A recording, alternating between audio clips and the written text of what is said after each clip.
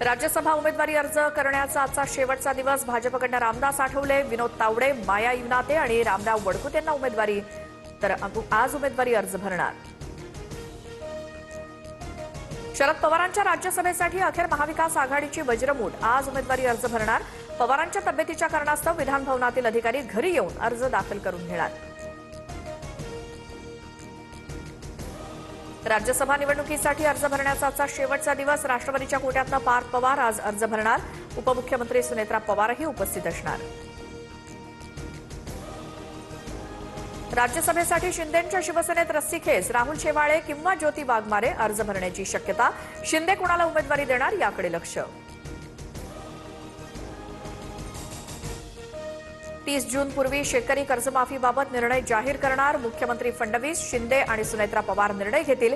कृषी मंत्री दत्तात्रय भरणेंची माहिती। कृषी मंत्री दत्तात्रय भरणेंच्या मुंबईतल्या निवासस्थानी छावा क्रांतीवीर सेनेच्या वतीनं आंदोलन। कांदा आणि दूध दरवाढीबाबत तत्काळ निर्णय घेऊन विधानसभेत हमीभाव जाहीर करण्याची मागणी। विधिमंडळात दुपारी 3 वाजता राज्य मंत्रिमंडळाची बैठक। उद्या राज्याचा अर्थसंकल्प मांडला जाणार। या संदर्भात कॅबिनेटमध्ये चर्चा होणार। महाविकास आघाडीची विधान भवनामध्ये दुपारी 12 वाजता बैठक। बैठकीला उद्धव ठाकरे, जयंत पाटील, हर्षवर्धन सपकाळ उपस्थित राहणार। महाविकास आघाडीतील सर्व आमदारांची हजेरी असणार। डॉलरच्या किमतीत रुपया 58 पैशांनी मजबूत। काल रुपया 92.15 प्रति डॉलरवरती बंद झाला होता। आजचा व्यवहार सुरू होताना रुपया प्रति डॉलर 51.57 वरती उघडला। मध्यपूर्वेत युद्धाच्या परिस्थितीमुळे कतारमध्ये हाय अलर्ट जारी। दोहामधील अमेरिकन दूतावासाजवळ राहणाऱ्या रहिवाशांचं तात्पुरतं स्थलांतर। इराणच्या क्षेपणास्त्रांच्या इशाऱ्यानंतर अमेरिकन दूतावास रिकामा करण्यात आला।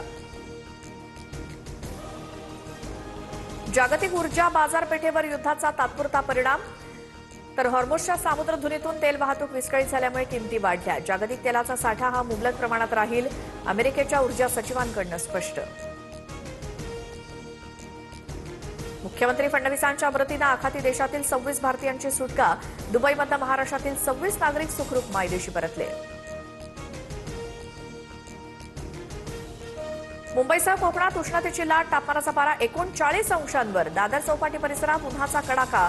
हवामान विभागाकडून मुंबई, ठाणे, रायगडमध्ये येलो अलर्ट। 2 ते 3 दिवसात तापमानात आणखी वाढ होण्याची शक्यता।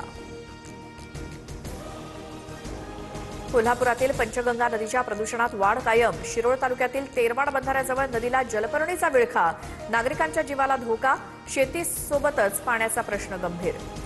आज वानखेडे स्टेडियमवरती T20 विश्वचषकाचा उपांत्य सामना। संध्याकाळी 7 वाजल्यापासून भारत विरुद्ध इंग्लंडचा महामुकाबला होणार। सामन्यासाठी MCA कडून जोरदार तयारी।